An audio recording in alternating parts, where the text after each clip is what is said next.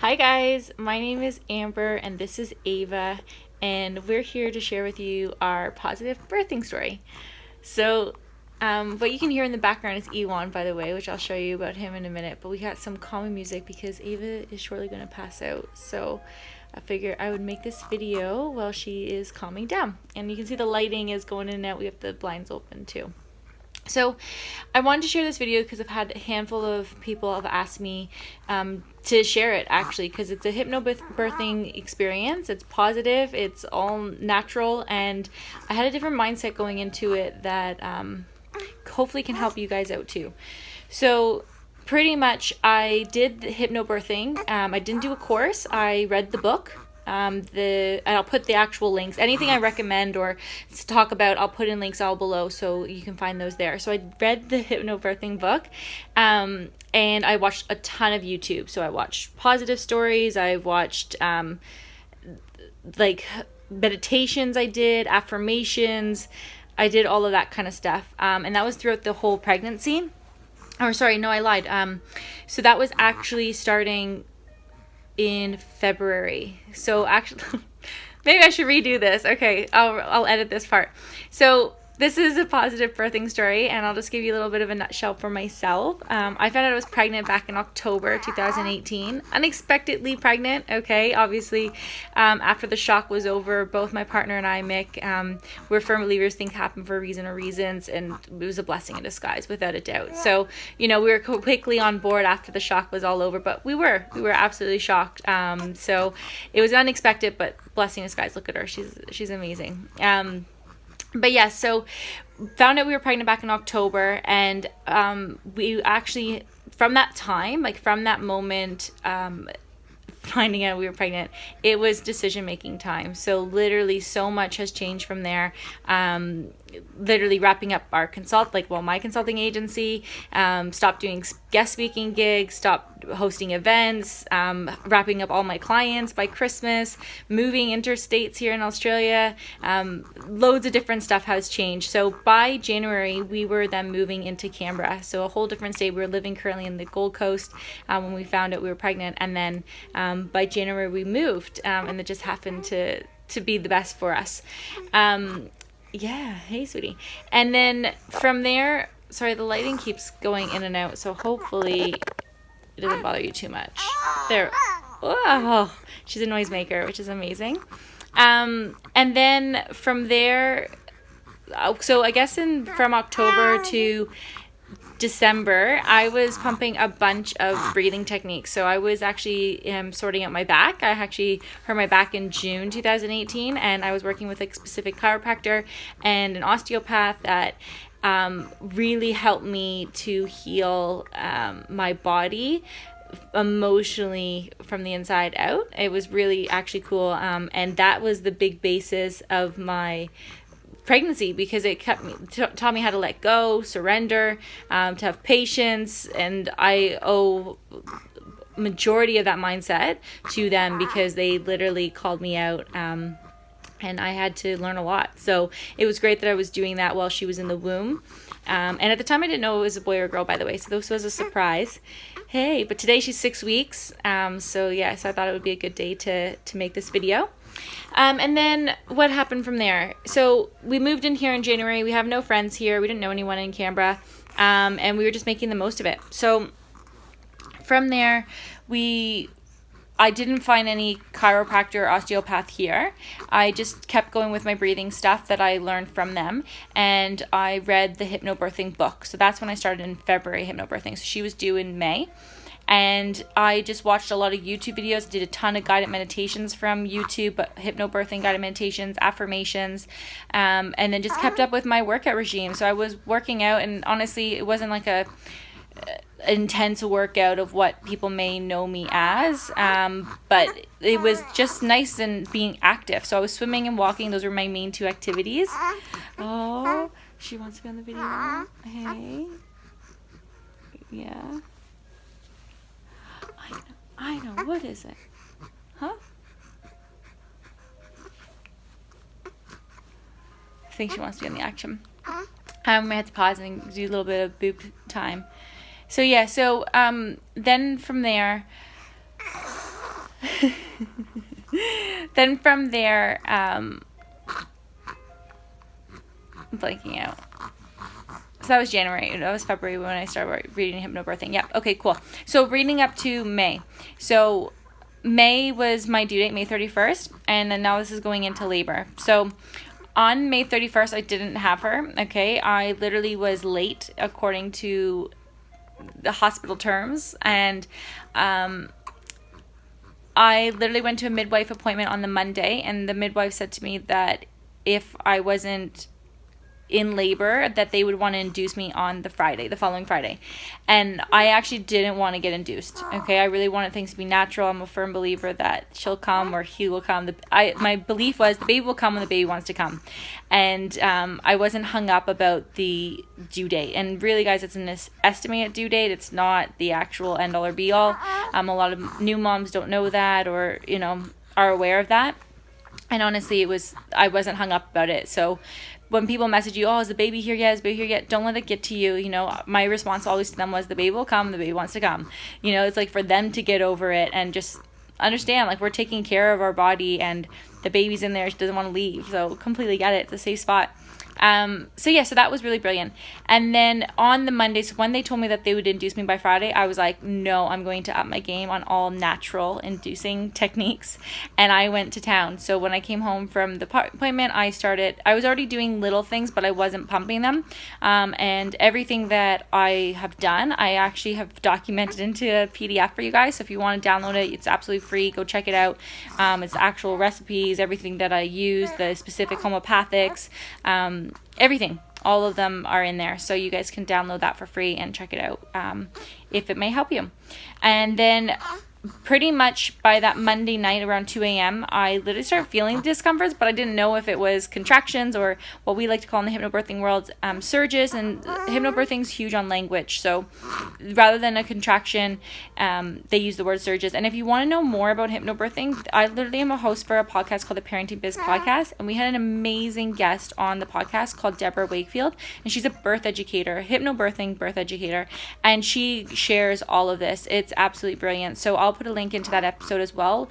Listen to it. It's brilliant. And I actually learned stuff, and I'm so grateful it was actually before Ava was born, because I learned stuff that I was like, oh my God, we definitely weren't doing that, or wow, we need to up our game here, or okay, that's good to know, or what we want to take away or not take away. So definitely check those out. She shares a lot of nuggets there if you're open to hypnobirthing. Hey. And then from there, so I pumped natural remedies, and then 2 a.m. I started feeling discomforts, but I didn't know, obviously. I'm a new mom. I had no idea if this is a contraction or a surge, whatever is happening. So I didn't think anything of it. Still continue with my natural remedies. Again, went to town, made specific smoothies, did every single thing that you can think of. And then I went for a walk, talked to a girlfriend on the phone, and literally when I was getting back in the car, I was like, ooh, like starting to feel these. And honestly, while I was walking, like I was stopping and breathing through stuff, but it wasn't consistent at that time. And then when I got in the car, I was like, wow, Kat, like, yep, I feel like there's some stuff going on now. And by the time I got home, it kicked into gear. So literally from that point, it was about 1 o'clock until about 4. I was probably feeling contractions, again, not knowing that they were, but I was feeling this discomfort and doing my best to get through it, which was through up against the wall, on all fours, over a stability ball. I could not get myself comfortable to breathe through these discomforts, these pains that were coming through. Even when I actually thought, I was like, you know what, I'm going to shower and just start getting myself ready, just to see, and I wanted to do my hair, I wanted to shave my legs. So as I was in the shower, I was literally on all fours, breathing through stuff. I was against the wall. Like it was pretty intense. It was starting to feel there. So I got out of the shower, I called the birth suite, and I asked, I let them know, I'm like, listen, I think these are going for 30 to 40 seconds. I'm here on my own. My partner's working. I have no idea. I'm a first-time mom. I don't know if this is it or not, And they're like, well, why don't you just come in? And I said, oh, so they're 30, 40 seconds, and they were between like 3 to 5 minutes, And they're like, well, why don't you come in and pack for both? So pack to see if it, if you are in labor, or if you're not, you'll send you home and you can come back later. And I said, okay, cool. So I asked, like, how urgent is this? Because I'll call my partner and see how far he is away from home. And, I'd like to do my hair as well before I come in. And they're like, yeah, no, not a problem. And they asked, obviously, how long do you think I'll be? And I said, probably like an hour, hour and a half. And they're like, no, that's fine. Keep going. So I called Mick, and Mick was actually just packing up. So he came straight home, which was brilliant, because by then the contractions were like 30 to 45 seconds to even 50, 60 seconds long. And they were like every 2 to 3 minutes. They were happening really quick. And literally I remember joking with Mick, being like, because when I was on the floor or wherever, I couldn't, like, I was trying all different positions, off the bed, like on the bed, all these different things. And I was like, this better not be false labor. Like, this, I really hope this is not a false alarm. So anyways, we drove to the hospital and we got there, and I was 6 centimeters. So obviously I was staying, and then it was time to set up the room. So I feel like the environment, a lot of people don't talk about that, of how you can set up the hospital room. We literally used a crystal lamp, which you can see there is right beside the black lamp. We have had that from our beautiful friend Sarah. She got it for us at our baby shower for Ava, and honestly we've been using it every day since. So that was in with us in labor, so that was the setting. We never really actually had the hospital lights on, so that controlled the light setting. We had specific music. I created a playlist, and that's one tip that Debra shares on the podcast as well, is not to use songs that you'll know the lyrics to, because then it kind of gives you a set in your mind about time. So pretty much you're like, oh, I've already heard this song, it must be already 2 hours or whatever. I literally didn't even focus on the time whatsoever. I really had no correlation with it. Purposely though, I didn't get myself rattled about that. I didn't look at the clock.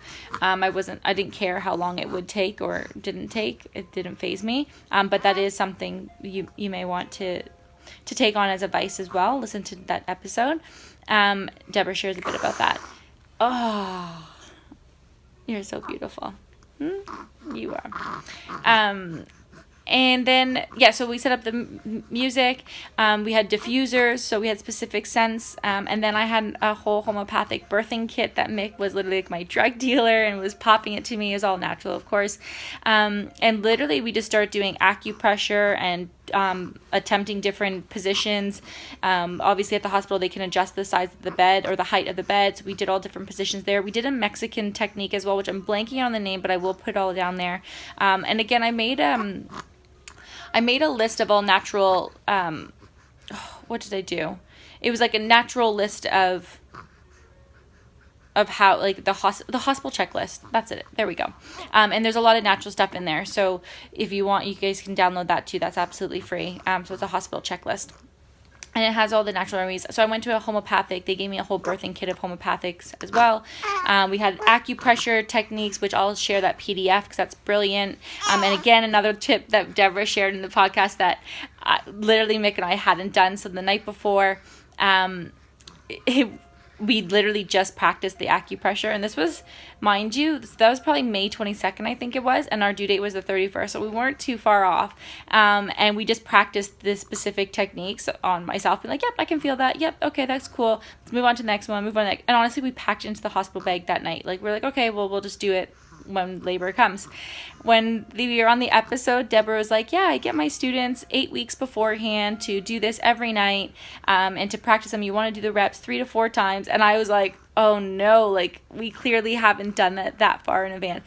But honestly, Mick and I, like, I told them that night, and we didn't bother doing it again. Like, yes, we practiced like a couple things, but we didn't bring out the booklet, and honestly, we really didn't do it again until labor. But the one good takeaway was the repetition, so that we didn't know. So you want to do it 3 to 4 times per movement, and you want to hold it there, and it's after the contraction, or during the contraction. So you definitely, those tips were really useful, that Debra shared, that they weren't on the PDF, but I'll put that in there too. And yeah, so pretty much that was our environment. I feel like I might be missing some stuff, but in the hospital checklist, you'll see it all. And then that kickstart. So literally we were in labor. And again, I noticed these times after the fact, so I didn't know them at the time. So we got in the hospital at 5:30 p.m. and around 11:30, I was told I had 10 centimeters dilated. And so they told me to start pushing. Now in hypnobirthing terminology, it's called bear down. Okay, so rather than push, it's bear down. So they were like, nope, you need to bear down now. Like this is it. You know, we can see her head. You know, it wasn't at the point of crying, but let's do one more push and we can get her head there. So pretty much that was going on. And again, I didn't have any time regulation at this. Mick told me after, but I guess I was pushing for 2 hours and she wasn't moving. So when the doctor came in, the doctor checked and I actually wasn't 10 centimeters. So the midwife actually made a mistake, which is totally cool. I wasn't hung up about it. The midwife owned up to it, which I appreciate that she did. And honestly, that can happen. She was, you know, if you think about it, she was actually really respecting us about not having much intervention. That was one request for myself. I don't want to have, you know, keep having fingers in there check all the time. Like I did 2 checks before, or they did 2 checks beforehand, but then when she wasn't moving and I was pushing for 2 hours, there was something wrong. So the doctor came in and honestly that did hurt. Like she was way more aggressive and I actually was like, what the fuck? Like you have to stop. Like, have you done this before? Like, you know, I was a bit more taken back by her and I was like, have you been a mom? Like, have you had this happen to you? Because you're going pretty hard in there. And obviously I was in full flight there. So, it's understandable, but no, she was great. Honestly, the doctor was fantastic. We just had a first impression wasn't the great start, but that's okay. It turned around. It really did. So I was only 9.5 centimeters dilated. So I shouldn't have been pushing. And what unfortunately has happened was it put the baby in distress and the baby started to turn on her side or on their side. I didn't know. And it also made my cervix to inflame. So the lip of the cervix was actually covering over the baby's head. So she suggested that we take oxytocin and to get an epidural. And obviously at first I was hesitant because how she explained it to me wasn't the best explanation. However, when she actually explained to me that the baby was in distress and that the cervix was inflamed and that the baby was starting to turn, then I was like, yeah, 100%. So this is one thing with a lot of people thinking with hypnobirthing that it has to be 100% natural. No, part of my birth, like we call it birth plans, people call it birth plans. I didn't use that term. I used it as a birth wish or a birth preference because this was what the strategy we were going with of as natural as possible. However, it's not going to happen that way. If there was anything that was going to harm the baby or myself, Mick and I were completely open to go a different direction as long as our health was okay. So it wasn't, right? The baby was in distress and you know, the cervix was inflamed and the baby started to twist. And I was like, no, that's fine. Let's do it. Let's go do the oxytocin and let's get the epidural in. So that had no problem with us, right? So please know with hypnobirthing, it doesn't have to be so set in stone that it has to be 100% natural. If we believe that if we were in harm or in danger, that we might have to take alternate route. And that was on our actual birth preference or birth wish. We were completely cool with that.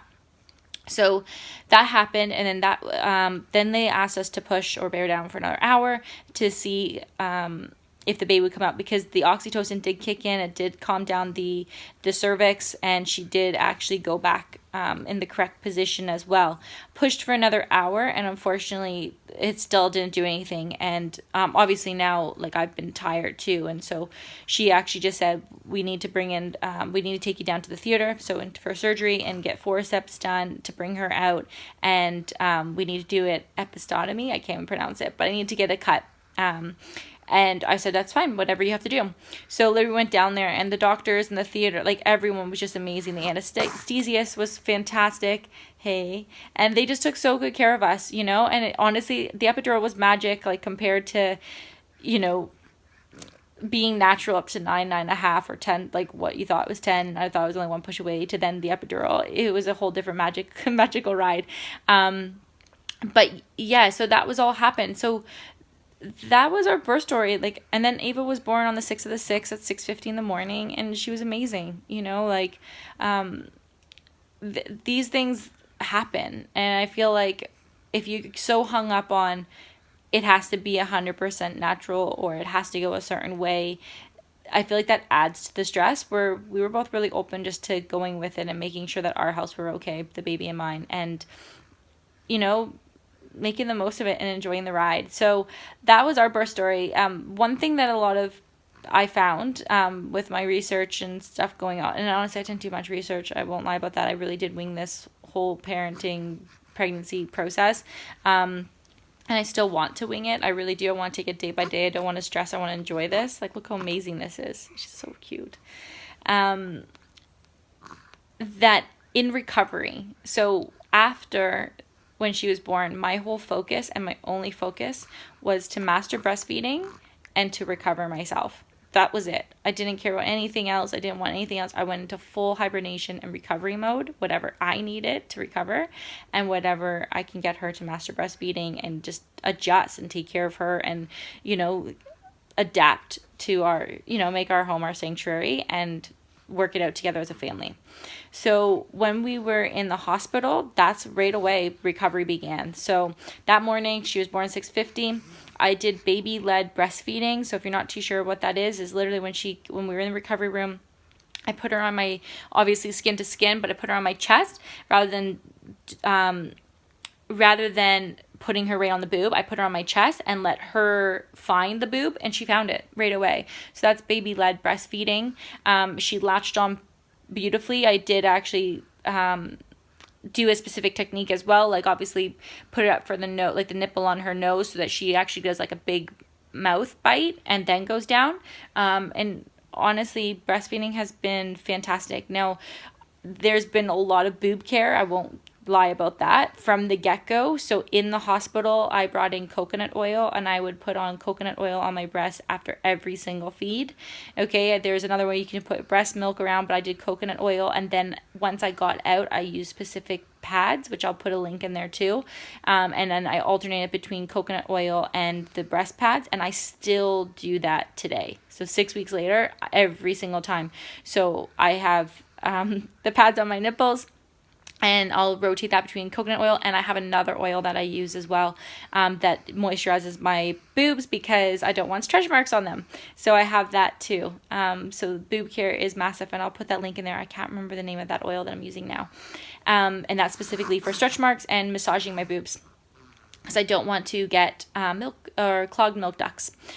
And then in the recovery, so in hospital as well, I started pumping coconut water. I drank water like crazy, like really, really a lot. So I also had a catheter in because of the epidural, which was a blessing. I asked for it to actually stay in an extra day because I was still bleeding a ton, and I had the stitch in, right? So I didn't want to actually yet let urine on the stitch either. And the other big thing that a lot of people don't talk about is in the hospital recover after, like, you're going to lose blood. I did not wear underwear. Underwear was not happening. So I did not wear underwear in the hospital whatsoever. I just kept changing the pads, or got the help, asked the midwives to keep changing them. I did massive ice blocks. So I was constantly using ice blocks to calm down the swelling. Okay. So that was a huge technique as well for recovery. Oh, she's out now. And I drank raspberry leaf tea. Okay. I pumped that. So that would help reduce the cervix back to its spot, the uterine health care, whatever, I forget what it is, but anyways, I barely have had bleeding. Like, I'm not even wearing, liners or pads or anything for the last week to 10 days pretty much right now, and this is 6 weeks after. And I was only using, I pretty much had my cervix completely gone or back to normal a week and a half after, because the midwife comes to our house and they check it, and like it was pretty much already, they even said we don't even have to look at it. So I would say that's the raspberry leaf tea that really helped. And I took that actually from the 37th week of pregnancy, and then I pumped that when I wanted to do natural inducing. So I was doing one a day. And when I wanted to go into labor naturally, I started pumping it to 2 to 3. And I think one day I had 4, but 2 to 3 at least.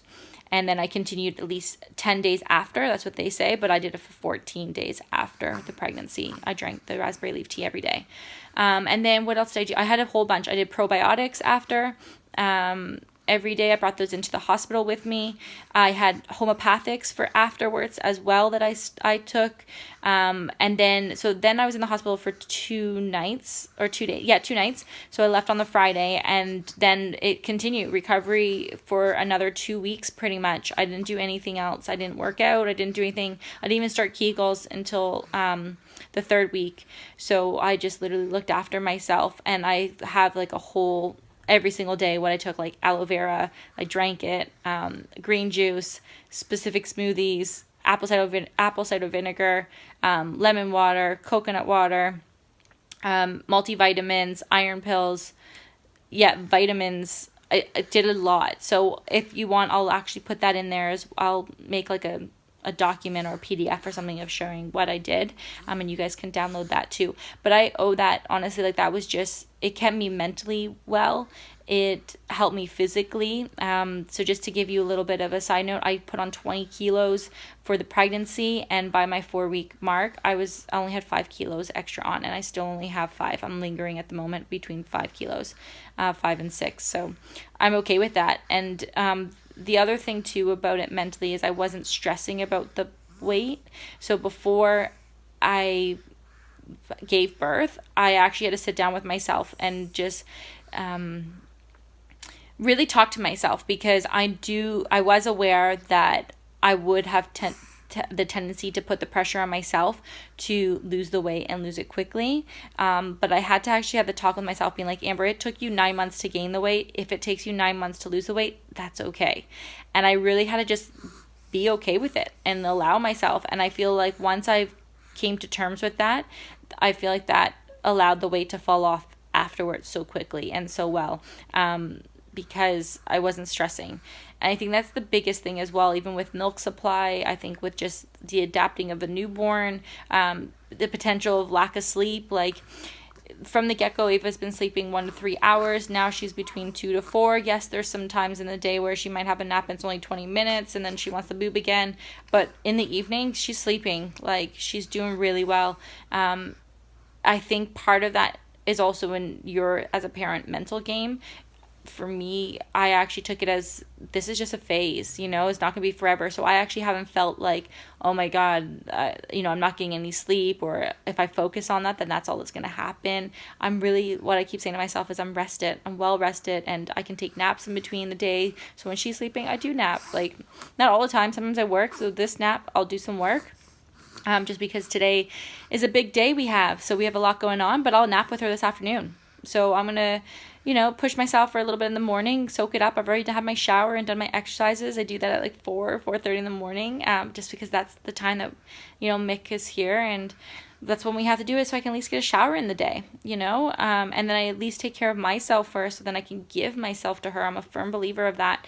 We have to still look after ourselves, so that we can give everything to our kid, and that's what I feel like as parents we ultimately want. So I'll begin to wrap this up. I hope if there's any questions or anything I wasn't clear on or something I missed, please comment below, and I'm happy to share anything that may help you, or anything that I may have lacked out. I'll make another video. Just let me know. I hope this has given you some value and given you some hope, and have an amazing journey. Every pregnancy is different. Soak it up. Life will never be the same. And this is a moment for us to embrace it, adapt, accept it, make the most of it. That's really what it is. Enjoy the ride. And really, it is a ride. It's the ride of life, right? Make it an obstacle course. It's an adventure. And, what an amazing one we can do. I'm so grateful and so appreciative of what my body has done. It's pretty amazing. We've created life. It's pretty remarkable. So don't be so hard on yourselves. Be kind to yourselves. Look after yourself. You need that so that you can give your ultimate self to your loved ones. Okay, so take care, and if there's any questions, let me know. And if you like it, share it. If you want, subscribe, follow our journey. We're going to share everything that we get through as new parents, and just to enjoy this journey and make the most of it, and looking after ourselves and making the most for our kids too. Cool. Take care. Bye. Oh yeah, I forgot to show you guys Ewan. So this is Ewan. He's on the crib. He's the sheep up there. Okay, and he is magical. So our girlfriend Rebecca gave it to Ava at the baby shower, and Ewan has been with her since she's come home. And Ewan makes, if you hear in the first video, background noises of like from the womb. So what she was used to, right, for the 9 months. So stomach gargling, water, juices moving, all that good stuff. But he's actually, I would say, has really helped soothe her in the evenings. And I actually have made another video that gives sleeping techniques, so you can go check that out, and I'll put the link in here so you can go check out that sleeping technique video. But I would say that's what's really helped with me, help with soothing her and keeping her calm and just listening to her needs. And of course it's going to constantly change, and we're adapting, and she's a little bit of a noisemaker. I love it. Yeah. So hopefully that helps too. So, you know, that's just our experience so far. And actually I'm just going to I got recommended yesterday to read a book called, I'm gonna script the title. It's Healthy Sleep Patterns, Happy Child, I think it's called. I'll put the link in the show notes if I made the mistake on the title. But I'm gonna read that book. I got recommended by a mom of 4 kids, and she's amazing, actually, Sharon. And that will be an interview too. You can check out on the podcast. We just had it yesterday, but it's not released yet, so once it comes up I'll add it to the show notes, but yeah, or to the video notes, sorry, the description below. So yeah, so that's what have been our techniques to help her sleep so well too. So hopefully that helps. But E1 is magical. All right, thanks guys, bye.